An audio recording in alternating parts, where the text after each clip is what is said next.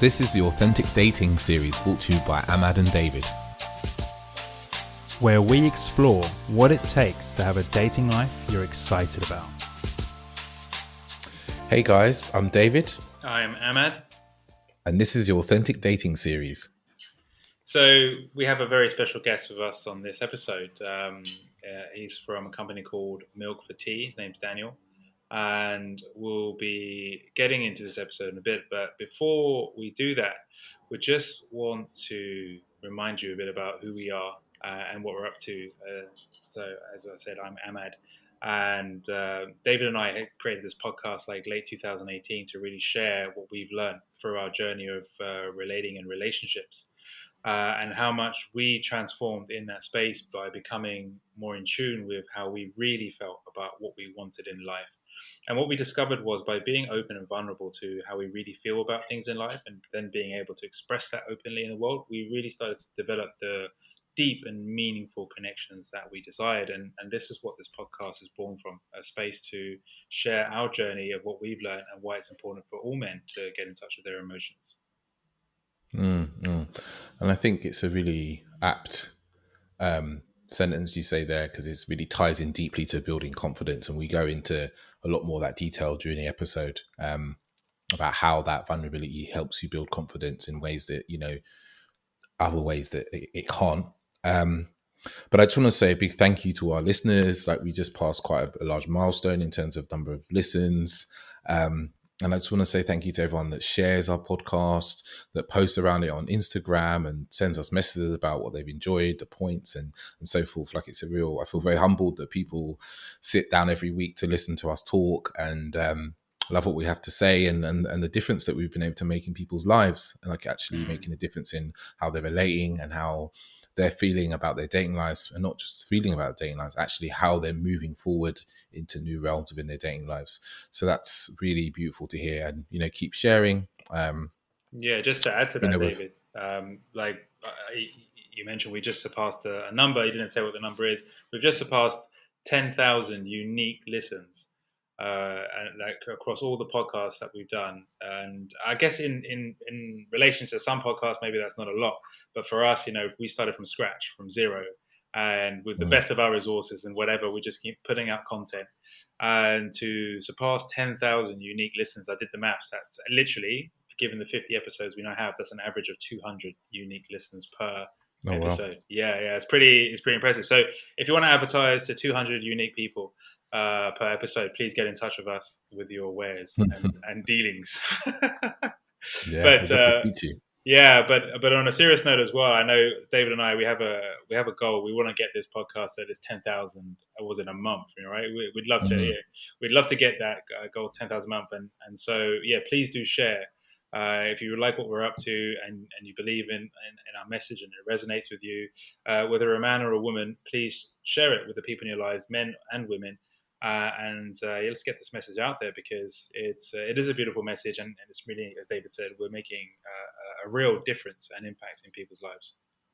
Yeah, and it's something that we've really seen with within our coaching, the coaching clients that we have, like making a difference in their lives. You know, being able to kind of create the relationships they want, confidently date, you know, have interesting and fun conversation, and just feel that dating isn't a drag. You know, like sometimes it can feel like a stress and a drag, and that's one of the things that we're really committed to, is that actually dating should be really fun, really enjoyable, and we feel really blessed to be able to share the message here, as well as kind of more condensed, more action-based within our coaching program. So yeah, please keep sharing with friends and family, because you make everyone's dating life better by doing so, not just your own and those that hear, the people that date those people. And it's just like a domino effect that the world enjoys dating, has fun with it, and really opens up and they're honest about it. So yeah, also we've got a newsletter we're going to be putting out like twice a month now. And inside the newsletter, there's going to be like posts by us, some of our personal ideas. There'll be information about our blog and stuff like that. So please go to our website and sign up there. That's www.authenticdatingseries.com. Cool. And that was the buzzer.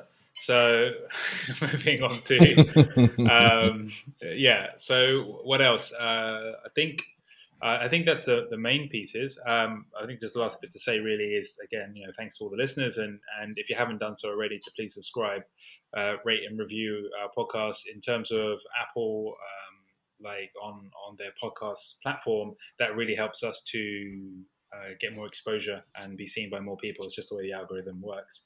So if you could extend your thanks by going over to Apple Podcast and rating our podcast, subscribing to it, and reviewing it, that'll be fantastic. Yeah. So yeah, the episode now with Daniel. This was the first time I had actually spoken to Daniel when we recorded this, and what a beautiful man to sit down and talk to. It's very similar. I got the very similar vibe to the way we felt when we recorded with the Naked Professor Ben. Like just three men talking about our journeys of confidence, how we've built our own confidence, in our lives, and even talking about areas of our lives where we don't feel confident and we're building that confidence. And we just kind of go through what it takes to become a more confident man, whether that be, around your dating life, what about your personal life, your work life as well. And Daniel has a very interesting perspective, from his background. Like he was born in the States and he had to deal with things that, maybe I didn't deal with, or maybe AJ didn't deal with in terms of his family life and his school life, which really have shaped him as a person. But, you start to see what it takes to build confidence. We see that it's the biggest issue for men that came back when we researched this was that, they felt that their self-esteem and their self-confidence was stopping them from having the dating lives that they want.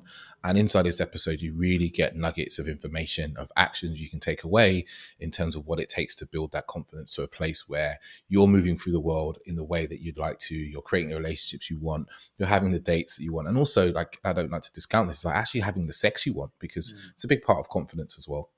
Yeah, and what I really love about this episode is that we share openly how we truly feel. Like people tend to look up to us and as individuals and think, okay, there goes a super confident guy. And what we dispel is some of the myths of confidence and how actually confidence requires a lot of courage in being vulnerable. And that's one of the key messages from the show, and that's something that you can really hear in our own stories. So, yeah, you're in for a good show. Yeah. So, without further ado, we'll jump into the episode.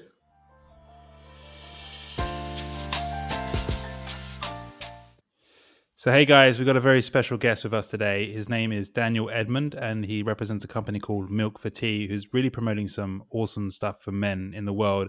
They've been going for quite some time. How long now is it, Daniel? Since 2015. Damn, 2015. And tell us a bit about yourself and what you've been up to. Cool, man. So, as you said, I'm Daniel Edmund. I'm the co-founder for the company Milk for Tea. We are a company that exists to progress the cultures we all live and work in. We work with companies, educational institutions, and other organizations to help them progress their culture and help better the experiences for everyone in them. Because of how society is set up, men still carry the majority of the power in almost every culture and industry in the world. So because of that, obviously we do a lot of our work with men, and there are a lot of our programs that are targeted specifically for men, and looking at the conversations of healing, emotional healing, redistributing power, because that's a conversation we have to have if we want more equity, not just in the workplace, but in our society as well. But yeah, it's all about just helping people to heal, helping people to connect, and also recognizing as well as men our responsibility with having this power to help use it to make life more equitable for everyone. So that's pretty much us in a nutshell, man. Wow. That's incredible. Like the levels and depth to the work that you're doing. And I know part of the conversation from when we spoke previously on the phone was around really helping in the corporate environment for men to get the power that they have and the imbalance. So it's like helping men through awareness, not just of their inner selves, but also the impact that we have on the environment and people around us. 100%, man. I think, obviously I'm a man, so working within the male community and the male space is great because I have a male experience, and also I want to support, my fellow man. But I think, working in this space, if we aren't then bettering ourselves to then be better for other people, I think we're really missing a trick, and I think if you do any type of men's work and without the aim of, also trying to better the experiences for other people outside of the male community, you run the risk of it being very insular and really helping one situation and perpetuating another. So I think, the voices of women and other community groups are incredibly important, when doing any type of men's work, in my personal opinion. Yeah, I feel like, any personal work that we do as men has to kind of include understanding our impact in the world and how we can have more of a positive impact as individual men by Yeah. understanding the power we have, the prejudice, the patriarchy, but also how can you make it a better world for your daughters or your sisters or your mother in the process. 100%, man. You got to think, again, we got to think about our community, and we've got to think about other people. And again, there is a certain level of responsibility that comes with, again, having this amount of power, and like I said, we've got to also open up the conversation about redistributing power and what that looks like on a very realistic and tangible level. Man, that sounds like a whole nother podcast right there. I'm intrigued. I'm like, Right, yeah, that's a whole other series. But yeah, that's like a hook nicely. But it makes me think of something that David, I forget where we put this. It's in one of our when we were researching for the second season of this podcast. Something that we came up with was like, we're not just helping men, but we're helping future children of men. Because we're helping men to better understand themselves, and we laughed when we said it because it seemed a bit like a grandiose idea, but like this is what we're essentially talking about here, is like helping the future generations through healing ourselves and better understanding ourselves. Yeah, now there's nothing grandiose about that at all. I mean, it's big, but you've got to think big. These problems are big, and you've got to think even bigger. So I don't think that's overly grandiose at all. I think that's exactly how we should be thinking.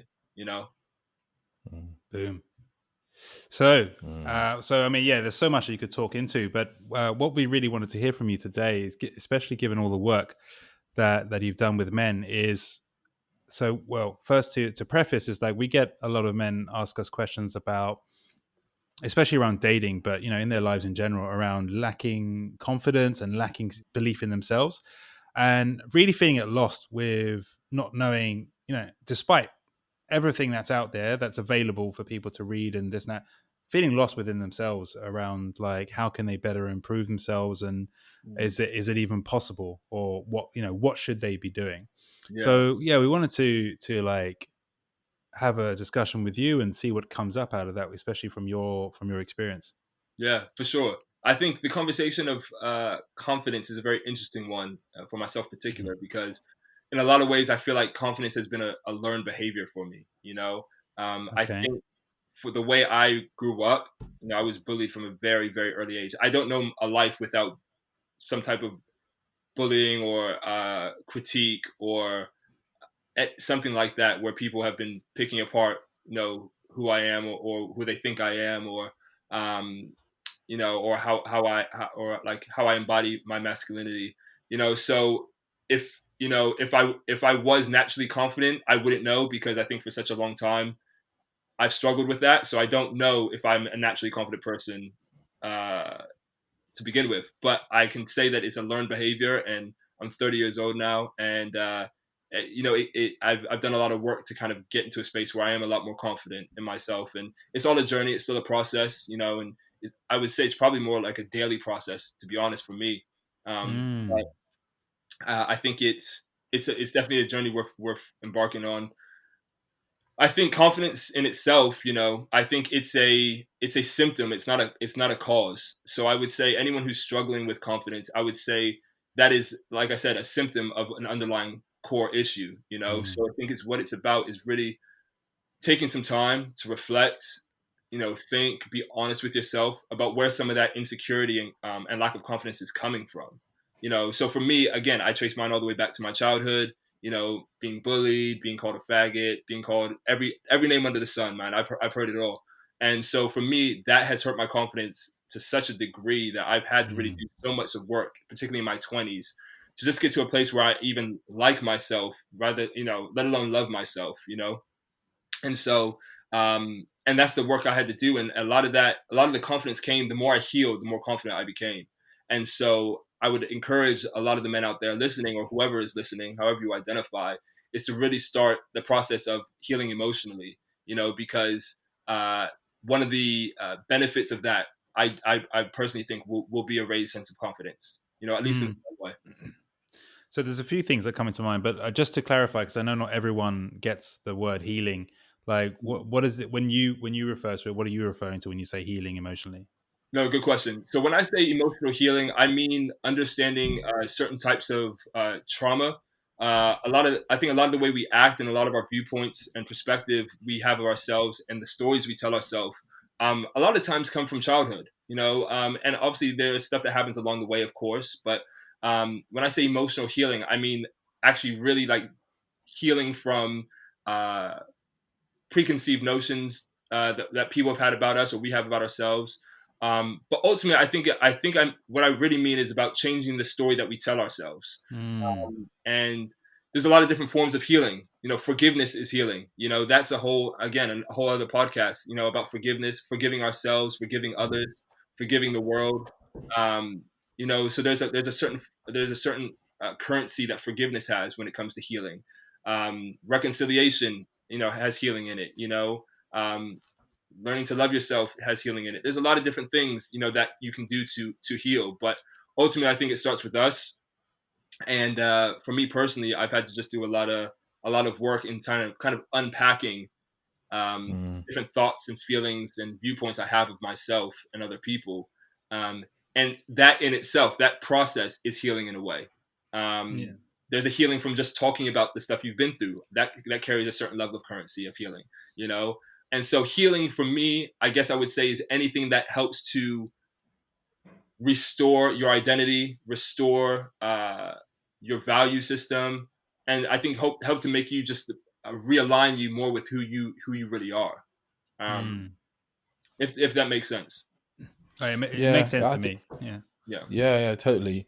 Like I look back, it's something you said actually about kind of forgiveness and understanding that's healing. And it's like something I really felt probably about just over 10 years ago, where we did some self-development workshops. And one of the big things in one of them we went to was like forgiving your parents for things they'd done.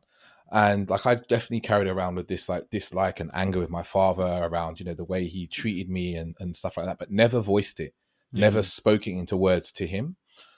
So I called him up one day as part of the course, and I just said, you did these mean things to me. They really upset me. And I just burst into tears on the phone to him, right?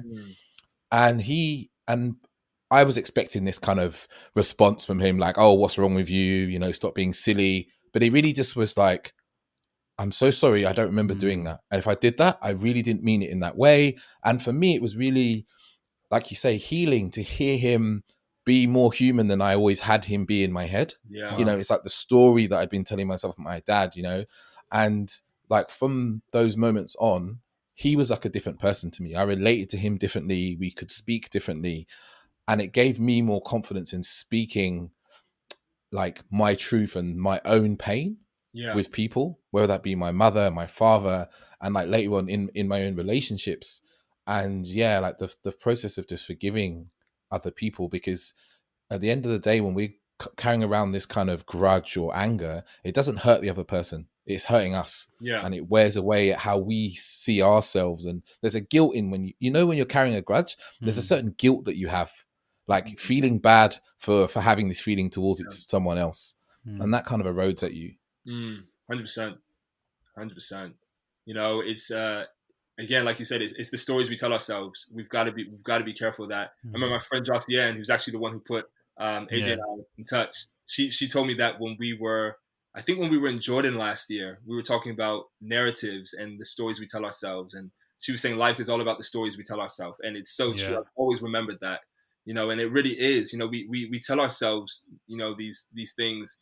And we have to learn how to tell ourselves different stories, And so when it comes to confidence and stuff like that, we have to learn to tell ourselves a different story about ourselves, But I think the first stop of that is really looking at, like, again, the underlying cause, because if not, you'll be treating a symptom that is more likely to just come back. It's like when you go to the doctor, you've got a cough, you've got a sore throat, you've got a headache. And it's like, well, great, those are symptoms. The reality is you have the flu. That's the thing. And so it's like, all right, we've got to treat that, not just the cough, not just the temperature. We got to treat the actual flu itself. So I say that's, again, when you look at like kind of healing and all that stuff, that's kind of, a bit of what I'm talking about. And recognize that it doesn't have to be super complicated either. I think some people may be listening to this, and depending on what they've been exposed to, they may feel like, oh, that's a lot of work. And there is a certain level of work, but that work comes in the form of really just being honest with yourself, and putting one foot in front of the other, and just taking it step by step, putting great people around you, because you need community as well. That's so important. You've got to have people around you who can support you on the journey of not just healing, but also just being the best version of yourself, and personal development, whether that's, mentally, physically, spiritually, emotionally, financially, whatever area of your life you're looking to progress in, hopefully all of the above and more. You need people around you who are going to support you in that, and who are going to really champion you and be in your corner. And so again, community is really important. My business partner at Milk for Tea, Jack, he's, I think one of the most beautiful things that has come out of Milk for Tea has been him and I's friendship, and we've grown so much, through kind of journeying together. We've healed a lot, I mean, it's just so much healing has come from us working on Milk for Tea, us being friends, and just, again, I think being honest and open with other people. I think particularly as men with other men as well. I think for me, there's a certain amount of healing that just comes with that, as someone who's had a really challenging, I think, trajectory with, not trajectory, a really challenging history with the male community and stuff like that. So, yeah, you need other people as well. What jumps out to me, and I think it's something that we've all experienced, and it's probably, because when you say work, the work that goes into healing, in a coincidental way, like David and I have been very similar. We've done so much, like we wouldn't even call it healing work, David. We were just trying to develop ourselves. We're trying to get more. We're trying to get some more confidence and some more money. That's what we're trying to get. Like it's funny, and it's because it was like, it's like, oh, okay, I want to, if we go back a long way, it was like, oh, I want to be better with women, and then it was like, oh, we started to see you could do these tactical things, and we were like, oh, but if I learn about like believing in myself better, and I start looking at, oh, I'm telling myself, give an example is like, oh, I'm in a bar with some friends and I see a girl I want to talk to. Oh, the first story that comes into my head is, oh, I can't talk to her because I'm not good enough. Right. And then actually, you talk to the guy next to you. Because I remember the days where, we would be 3-4 of us out, and I'd say, oh man, that, the, as we call him, shook man in the voice in your head. I was telling me that I can't do that. And your friend might go, dude, but that's not true. And you go, yeah, that's true. He's like, how's that true in reality? And like that sort of conversation there is real work, but just having, like you were saying, having people support you in those sorts of conversations is so important. But what I was thinking of is, because David and I have been coaching, we've started coaching again recently, and actually it's a huge part of our work when we're working with someone is getting them in touch with their emotions. And what always fascinates us is when people are like super positive to begin with, and because we've done, and we're mindful not to be complacent of the work that goes into healing and looking at these things, because over the years, like, you just realize you're going to break down at some point. Something's there's tension that's it's like what's coming to my mind as you were talking earlier is like, it's like cracking the egg, like it's got to burst open, and eventually, like you spoke about crying in front of your dad earlier, David, and that's almost like, I wouldn't even say that's the beginning, but it's kind of like near the beginnings where you really start to pour your heart out about how you really feel. And I think that's actually possibly one of the hardest things, because for a lot of men, we don't want to share that. We just want to learn some techniques. You tell me how to, okay, Danny, you said like, confidence and learned behavior. Like, I want to hear this is what they say. I want to hear the step-by-step to be confident, but I don't want to deal with like how I feel insecure or how I feel weak, or because, you know what I mean? Like, and I think that's actually, and I'm pretty sure all three of us have been through this many times. We've been crying, hugging our pillows, and processing. But definitely, I didn't realize this conversation on confidence would go down this route, but it's so true. It's so important. And I think until you can really be vulnerable with yourself and then with others. It's kind of like you can't really be vulnerable with others until you can be vulnerable with yourself and accept. I think that's meant like almost like a man thing. We're not even allowing ourselves to feel like, oh, I feel sad or I'm upset because this person hasn't called me. You know, they're just like, no, I'm cool. You know, I'm just going to keep being cool. Yeah, it's interesting when I hear, some of my female friends talk about, their relationships with men and stuff like that, and he's not being honest. He's not honest with himself. Like, forget trying to be honest with you. Like, the brother ain't honest with himself. Like, so it's just like, take some type of stance in that, but and that doesn't absolve him from his responsibility. But I think it's true, man. It's exactly what you said. As men, I think as people as in general, but in men in particular, we've got to start with ourselves, and be kind to ourselves, and recognize it's okay to show a variety of different emotions. It's okay to not have it together, Yeah, we're all piecing it together bit by bit, and it's interesting when I speak to people now at this point in my life, because again, man, you're looking at someone a lot, who's been through, sorry, a lot, so who's been through a lot, and I haven't always been confident. I don't know if I always feel confident now, you know what I'm saying? It's like I said, it literally is a day by day thing. That's perfect. I was thinking that it's like one of the things around confidence, like what confidence isn't, is that often we've watched too many movies. We've watched too many like Rambo movies and too many James Bond. like, and we think, to be confident, you have to be confident every minute of the day, in every aspect of your day, and you're flawless. And it's like we see a guy who, maybe we see someone like, I don't know, Gary V, right, up on the stage talking. We're like, man, I want to be as confident as Gary V. But what we don't realize is that, before coming on stage, maybe Gary V is thinking to himself, oh shit, man, I hope I don't fuck up today. I hope I don't say something stupid. Or, because he's still a human being, right? And he's still going to have these emotions of like self-doubt, worry, and fear. And being confident isn't getting rid of those emotions. No. Being confident is just being okay with having them, and then still going along with your action that you want to take, and also being totally fine with, I feel like this, it's because of this, but then there's this thing out here that I'm that's important to me. Yeah, 100%. Yeah, confidence comes in a lot of different forms, and again, when we talk about what makes us confident or what makes me confident, there's a real power and confidence I have in vulnerability. It's like there's a real strength that comes in that with me, personally. And so I think the things, that I used to really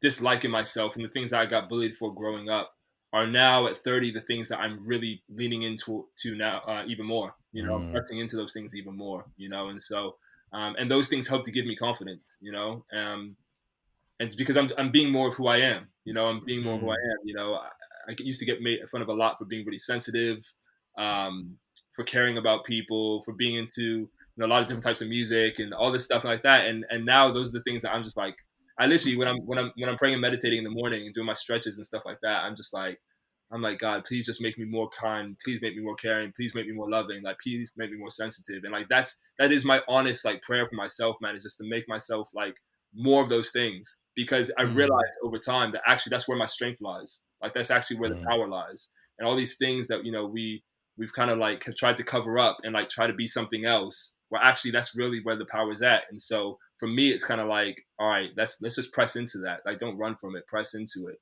And again, there's just a certain level of confidence that comes with knowing that's who you are, and knowing that's part of who you are, and just, embodying that and walking out in the world and being like, this is who I am.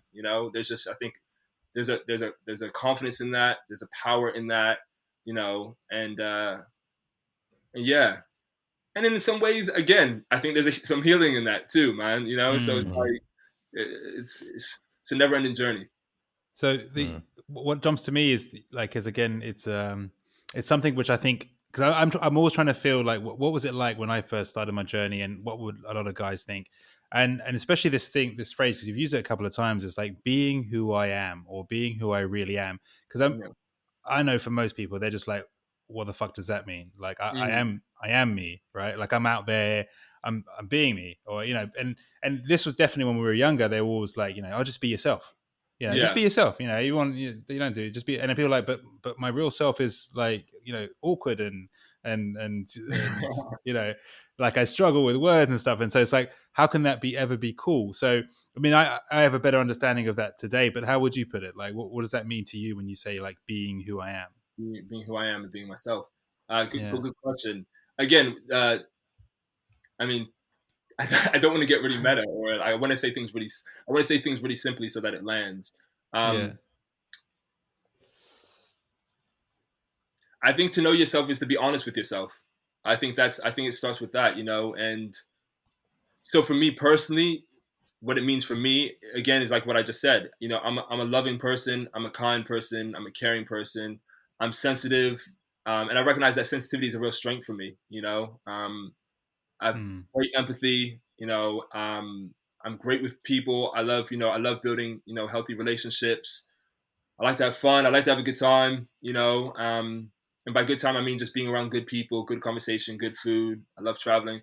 So just it's all those things. Those are the things that I kind of like really latch onto. You know, it's kind of like in this moment, am I being kind? Like in this moment, am I being am I being empathetic towards everyone in the room? In this moment, am I enjoying myself? You know, it's like, and those things are like cool. Well, I'm being me. You know, and so like whether I'm on a date or whether I'm with my mates or whether I'm at home with my family or am I embodying those things? And obviously those things look different in different spaces. You know, it's by being kind, it doesn't mean we're just going out and hugging everybody, and it doesn't mean that we're not doing that. But but it's like it takes different forms and different shapes. You know, but it's like, am I embodying my values? Am I embodying the things that I want to live by?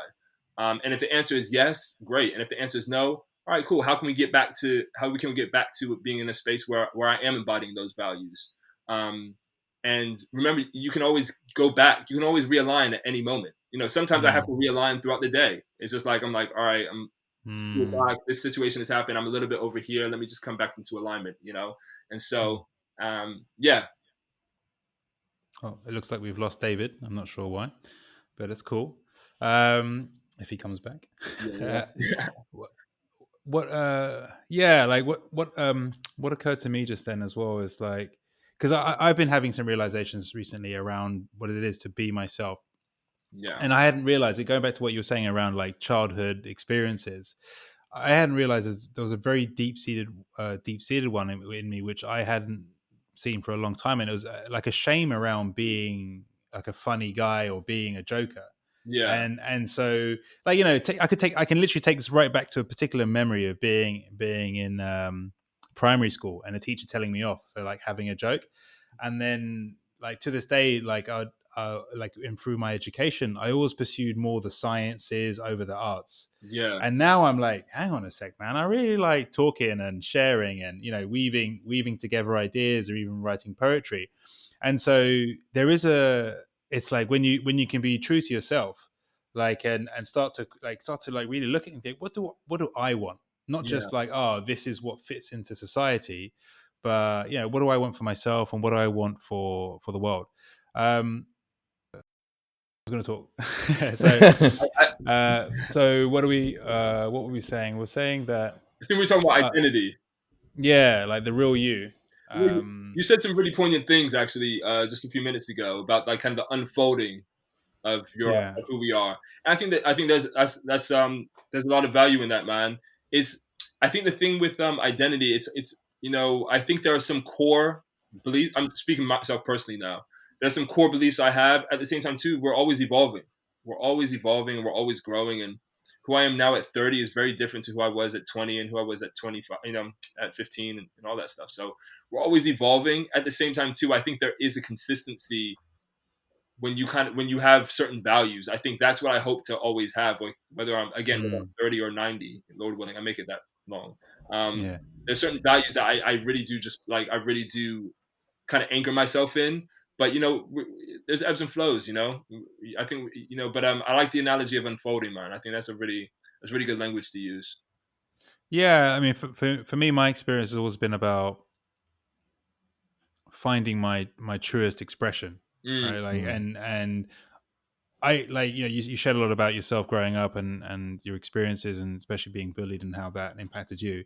Mm. For me, it wasn't even that I was bullied much. I think mostly that my upbringing was because I grew up in a very strict religious background. Mm. I always then, like, my perception, my story was that I'm not allowed to be capable. I'm not allowed to say what it is that I want, Yeah. because there's another power that will decide for me. Mm. And if I step outside of those bounds, then I'm going to get in trouble. And that was so that was my so then my thing was like, okay, I need to be a good boy. I need to be good. I need to always be presentable and good. And you live your life that way, and you get very frustrated, because then you're not, there's things you want to do or say, and then you just feel like, nah, I need to just be. I need to be something other than myself. So that's why your not story, but the words that you were using really kind of jumped out to me, because, like, yeah, like I know this is something that men, I mean, and women too, but we struggle with this identity and self, and who are we, and I'm supposed to be this way. What does it Mm. mean? And really, like, what I've really started to do now is allow myself to communicate to me, not me tell myself who to be. Mm. And I was listening to Jordan B. Peterson, the 12 Rules of Life, Mm. and he said something in there which really jumped out to me, which was that we're like tyrants, like we're like bad bosses with our own selves. Like Mm. we tell ourselves, you're going to work out, you're going to work in from 9 to 5, you want to be productive, and we never ask ourselves what we really want. We Mm. never say, what would you like in return for me going for a run? How would you like to be treated? And I was like, yeah, man. Like the whole time, this voice in our head is always like, do more, stay up later, work harder, and it's truly the tyrant, as opposed to, as you mentioned earlier, Daniel, about be kind to yourself. Mm. So yeah, these topics, yeah, they run deep. Yeah, And we don't really always run deep. question, like, why is it that we're telling ourselves this? Like, Mm. why do we have to work harder? Why do we have to do more? Why do we have to be more productive? It's like we assume that kind of rhetoric, that voice that we have, everybody's having, when Yeah. actually that voice for us is unique to each of us. It's like a whole amalgamation of internalizing criticism and the things we were told as we grew up. And it's like, it really does grate on your confidence, because you're so harsh on yourself. Like, I see it for myself, where the productive one at the moment, I've been like, oh, I'm not being productive. Look, there's other people out there and they're producing amazing things and Yeah. connecting with people. And I'm like, oh no, I'm being really shitty. I'm not doing what I'm supposed to do. I'm worse than other people, Yeah. and that's the sort of stories and conversations that really wear away at your confidence. If you don't stop to go, wait a minute, that's not who I am. That voice is not me. That's just a voice that speaks. That's not who I am. Yeah. And I don't have to subject myself to this sort of, because it literally is personal bullying. Yeah. 100%. Wow. 100%. Yeah. We internalize a lot of the kind of like the outside noise, and then I think what AJ, what you said is like we sometimes are horrible bosses to ourselves, and especially during this time of the pandemic, where I think when it first started, it was like a competition of who could be the most productive in a single day. I'm gonna learn to bake. I'm gonna cook. I'm gonna learn a language. I'm gonna do this. I'm gonna do an instrument. And like, it was just like, dang, like, and you start getting sucked into it a little bit, and then it was just like, I kind of did go through that process of like, actually, what do I want to do? Like, and for me, to be honest, man, I really felt a sense of rest, and I there are a lot of different forms of rest, but I was just like, Daniel, this is a great opportunity to just slow down, and to really reflect, spend some time with yourself, and think about things, and kind of what I want life to be like after this, And there've been like a lot of themes that have been coming up for me, but even thinking about different stories I was telling myself, when I was in Jordan last year, Jack and I were out there for Milk for Tea. We were doing some masculinity workshops, actually, with some Jordanian men and women there. And that was the first time, that was last year, I was 29. That was the first time I fully admitted to myself that I wanted to be a husband and a father. And it was like a moment that just went off. We had just come back from Wadi Rum. We were back in Amman. And if you haven't been to Jordan, I don't know if you've been to Jordan before or not. No. I would highly recommend. Highly recommend, man. Beautiful country. And it just hit me. It was just like, Daniel, I was just like, yo, I really want this from my life. You know, I really want this. And I'm actually admitting to myself that I want this. And that was a big moment for me, you know? And, Wow. and there's a whole backstory as to, you know, as to why I didn't want to or didn't think I wanted to, you know. A lot of it was confidence, actually. You know, a lot of it was I was, you know, I have not been the most confident, you know, person, full stop, whether that's in relationships, whether it's me individually. I just haven't always been the most confident, you know. I'm a very driven and determined person. And so in some ways I am quite confident, and in other ways I'm not, or I have to really kind of work at that, you know. And that was, so that was a real moment for me. So this year, fast forward to the pandemic, I started thinking a little bit more about why I didn't want to be a father and why I was telling myself that story in the first place. And like I said, I came to the conclusion that some of it was confidence and some of it was just insecurity, and not feeling good enough, you know. And I think I really struggled thinking like, you know, I think I told myself a story. I did tell myself a story growing up. I was just like, Daniel, what woman's going to want to be with you?